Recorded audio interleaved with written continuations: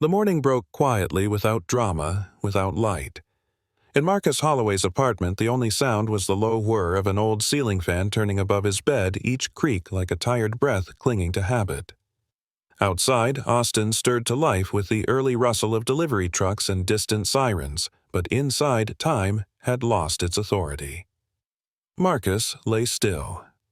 He had long stopped checking the clock. The difference between 5:00 a.m. and 9:00 a.m. was academic now, especially when sleep came in scattered fragments and fatigue never left. His joints ached, shoulders stiff like rusted hinges. Lupus had a way of reminding him each morning, "You're still here, but just barely." He reached for the plastic pill organizer on the nightstand, Monday, Tuesday, Wednesday. But which day was it? He popped the lid on the one with the most pills. That would have to do. The first steps to the bathroom were the hardest. The floor was cold, or perhaps his feet had forgotten the language of warmth.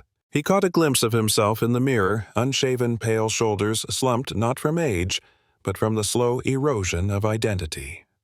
His military tattoos, once proud on firm skin, now faded into soft, aching flesh. He didn't bother with breakfast. The fridge hummed with its usual emptiness. In the pantry, canned soup crackers, instant oatmeal. He grabbed a can and placed it back down. Even hunger had become optional. Marcus hadn't worked in nearly a year. When the pain began interfering with tasks, climbing stairs, lifting boxes, remembering things, his job at the warehouse restructured him out. That's how the manager had put it. "We're restructuring. No hard feelings, just the reality of business." He nodded. He always nodded. What else could he do? The VA provided enough for rent and utilities, and a local nonprofit covered some of his prescriptions. Beyond that, there wasn't much. No wife, no kids. The marriage had ended 5 years ago, not with betrayal or anger, but with absence his own. He had disappeared slowly under the weight of pain and fatigue, and she finally had walked away. There were days Marcus didn't speak at all, not a word. The silence didn't bother him. In fact, it was almost sacred. No one to explain himself to, no one to pretend for. He didn't have to wear the mask of strength anymore. But then again, no one to see him. The following week, Marcus returned to the library not because he needed to read or because the pain had lessened, but because something had shifted. Slightly, silently. He entered with the same quiet shuffle jacket zipped to his chin, eyes down. He sat at his usual table near the far window, the manila folder still tucked inside his coat pocket. The drawing from the boy Eli remained folded with care, soft at the corners from the number of times he'd opened it in the last few days. He didn't know why he kept looking at it. Maybe because it was the first time in years someone had seen him. Not for what he used to be, not for what he had become, but simply as he was. That afternoon, the library was quiet except for the occasional whisper of pages turning and the click of a distant keyboard. Across the room, Marcus noticed him, the boy. He was seated on the floor near the children's section, a coloring book splayed before him, markers rolling across the rug like marbles. His limbs moved stiffly, robotically. He made no eye contact with anyone. His fingers darted from color to paper with exact precision, yet his face remained blank. He was alone, though clearly someone had brought him, perhaps a mother browsing in another aisle. Marcus didn't move. He only watched. The boy, Eli, if the librarian's message had been accurate, seemed lost in a world where sounds were too loud and feelings too large. But his hands moved with purpose. Every stroke was intentional, measured, and familiar. Marcus saw in him something unspoken, that urge to control one small corner of chaos through creation, that longing to be seen without the demand to explain. The next day, Marcus returned again. This time the boy was already there, sitting at the same spot again, drawing. Marcus took his seat. He didn't stare, didn't approach, but every now and then his eyes wandered toward Eli. And Eli, for a moment, a flicker, looked back. Their eyes met. Brief, unsure, electric. Marcus looked away first. Over the course of 2 weeks, their rhythm continued. Marcus came in the mornings, sat at the table, sometimes read old magazines without absorbing a word, sometimes stared out the window at the gray sky or the leaves changing along the fence line. He brought a small notebook, but rarely wrote. Eli would arrive shortly after, sometimes with a woman who seemed too tired to speak, sometimes alone, his coloring book under one arm, always in the same blue hoodie. They never exchanged words. They never needed to. One Thursday, Marcus found a small slip of paper under his coffee cup when he returned from the restroom. A drawing. Stick figures again. One tall, one small, both standing in front of a window. In the background, books a cloud, a tiny sun poking through. It was unmistakably them. Marcus's hand trembled. He turned it over. On the back was a single crayon word in large, careful lettering, Chai. He stared at it for a long time. The library was still. Eli sat nearby coloring as if nothing had happened, as if he hadn't just changed the fabric of Marcus's entire week. Marcus wanted to say something, but he didn't. Instead, he reached into his notebook and tore out a page. On it, he wrote, "Nice drawing. Thank you." He waited until Eli stood to leave, then quietly slipped the note onto the boy's chair. The next morning, a new drawing appeared beneath Marcus's chair before he arrived. A pattern had begun. They began exchanging pictures and short notes. Not every day, not consistently, but regularly enough that it became a silent ritual. Eli's drawings grew more detailed. A crayon campfire, 2 figures sitting on logs. Another showed a park bench beneath a willow tree. Marcus began carrying a small tin of colored pencils in his jacket. He hadn't drawn since he was a teenager, but something about the exchange invited him back. He drew a lighthouse once. Another time a treehouse with rope ladders and stars. When he left those for Eli, the boy didn't react. He never smiled, never said thank you, but he kept drawing back. One day, Marcus arrived to find a larger sheet tucked into the corner of his table. It was different. More color. More layers. It showed a man, tall, slumped, slightly walking through a foggy forest. Around him were ghostly silhouettes half-formed. Above his head was a thought bubble with a broken heart, but beside him, a smaller figure walked holding a light. Eli had drawn them both again, and this time the small figure was holding Marcus's hand. Marcus closed his eyes. It wasn't grief. It wasn't joy. It was something deeper, a recognition. Someone had reached into his silent suffering and held it without judgment. A child. A boy who didn't speak, who didn't ask, who simply saw. He folded the picture with a tenderness that surprised even him. Later that night he opened his journal again. His name is Eli. He doesn't talk, but he listens in color. I didn't know I needed this until now. He began researching autism in the evenings. Quietly, curiously. Learned that some children on the spectrum find comfort in repetition patterns, the safety of routine. That some struggle with facial expressions. That many are highly sensitive to emotion even if they don't express it. He began seeing the world differently.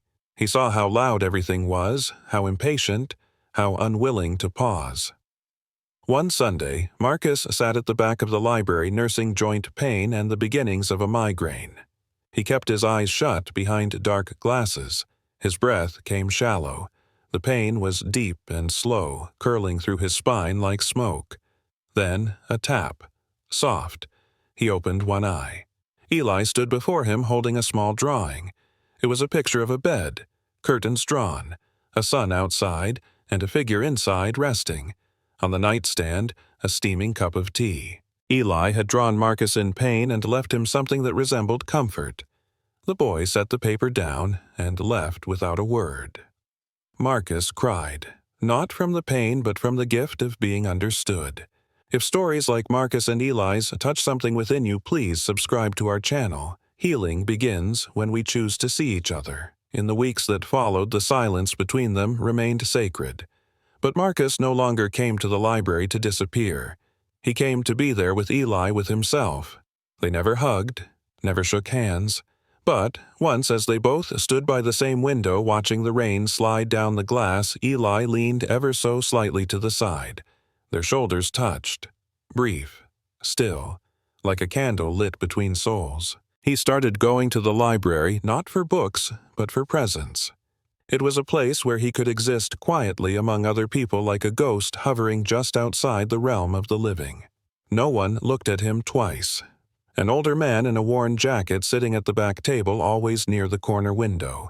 He never checked anything out, just sat. Sometimes he closed his eyes and pretended he was listening to waves or gunfire or silence thick with memory. He had once been a man of certainty. In uniform, he had walked with purpose. People saluted him. Now he moved through the world like smoke, visible only when light caught him just right. One Tuesday afternoon, a librarian paused at his table. "You all right, sir?" Marcus looked up slowly. Her voice was gentle, like someone checking on a feral dog from a safe distance. He nodded. "Just tired." She smiled, nodded, and walked away. It was the most human interaction he'd had all week. That night, the darkness pressed heavier than usual. The streetlight outside flickered, casting inconsistent shadows across his ceiling. He sat in the old recliner, a faded quilt draped over his legs. A photo sat on the side table he and two fellow Marines younger, laughing eyes full of foolish invincibility. One was dead. The other hadn't returned his calls in 2 years. He reached into the drawer below and pulled out a gun case. It opened with a soft click, the velvet interior still clean preserved. He stared at it. The metal felt familiar, not in the way of danger, but of memory. He hadn't loaded it. He hadn't decided anything, but he was close. He placed it on his lap, hands resting gently as if cradling a sleeping child. The room was quiet. The fan whispered above. Outside, the city went on unaware. Then came the buzz. A vibration from his phone on the counter. Once, then again. He didn't move at first, but something instinct maybe pushed him to rise. A voicemail. From the library. "Hi, Mr. Holloway, this is Dana at Branch 8. We just wanted to let you know that a young boy named Eli left a drawing here and said it was for The Quiet Man by the Window. We weren't sure, but it might be you. You can pick it up anytime." Marcus stood still, then sat again. He stared at the gun, then put it back in the drawer, and the next morning he returned to the library earlier than usual. The front desk clerk handed him a manila folder with "For the Quiet Man" scribbled in crayon. Inside was a drawing. Crayon and marker, simple lines, childlike colors. 2 figures sat beneath a giant tree. One tall and broad, the other small and curled. Above them, a yellow beam of sunlight poured through clouds. In the sky, shaky letters spelled, "You're not alone." Marcus swallowed. A part of him crumbled. Another part held. He sat at the usual table, unfolded the drawing, and stared at it as if it were a lifeline. Perhaps it was. He didn't cry. Not yet. But the cold inside him cracked just slightly. That night, he sat in the same recliner quilt over legs and picked up a pen. Not to write a letter, not yet, but to start a line in a journal that had sat blank for years. "Today, I was seen." If this story moved something within you, we invite you to subscribe to our channel. These stories matter, and so do you. Healing didn't come to Marcus Holloway with trumpets or sunrise. It came instead like morning fog, slow, reluctant brushing the edges before letting light back in. It began the same way. All change begins with a choice so small it nearly went unnoticed. He had started showing up, not just to the library, but to the world. After weeks of silent presence with Eli, Marcus found himself invited to a weekly veterans gathering held in a back room of the same library. He hesitated. Crowds, even small ones, unsettled him. The idea of speaking of being known felt vulnerable in a way he had forgotten how to navigate. But he showed up anyway. That first meeting, he didn't say a word. Just sat in a metal folding chair, hands clasped, eyes on the faded linoleum floor. Men of all ages, skin weathered by war and time, talked quietly. Stories of sleeplessness, guilt, lost marriages, medications, nightmares, silence. He listened. He stayed. In the weeks that followed, Marcus began to nod, then to murmur, then eventually to speak. Not long monologues, just truths.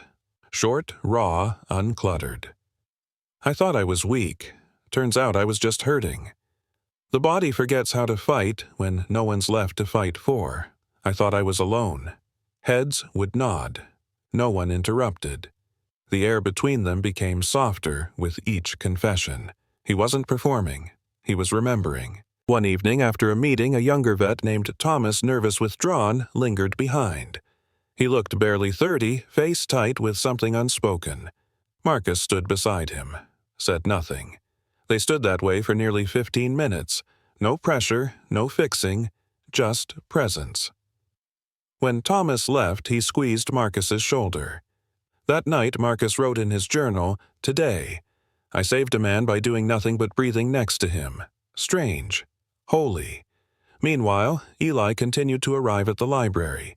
Their routine remained. Quiet, steady, sacred. But something in Eli was shifting, too. His drawings grew more detailed, more vibrant. He began leaving little visual stories, sequences of moments. A man pouring tea. A boy opening a window. Two figures standing beneath a tree whose roots reached down into stars. And then, one day, Eli didn't come. At first, Marcus thought nothing of it. Children get sick. Schedules change. But then, 2 days passed. Then 5. By the end of the week, Marcus found himself pacing the perimeter of the library, a weight in his chest he hadn't felt since his mother passed. He approached the front desk. "The boy who draws," he said awkwardly. "Is he okay?" The librarian looked up, recognizing Marcus. Her expression softened. "Eli's in the hospital. His mom called this morning to let us know. High fever, his immune system. It can be fragile." Marcus stood still. Something broke open. Hospitals had never been places of peace for Marcus. His mother died in one. His last visit had been standing at the foot of her bed, oxygen mask fogging with each labored breath. He had promised himself he'd never return unless absolutely necessary. Apparently, this was necessary.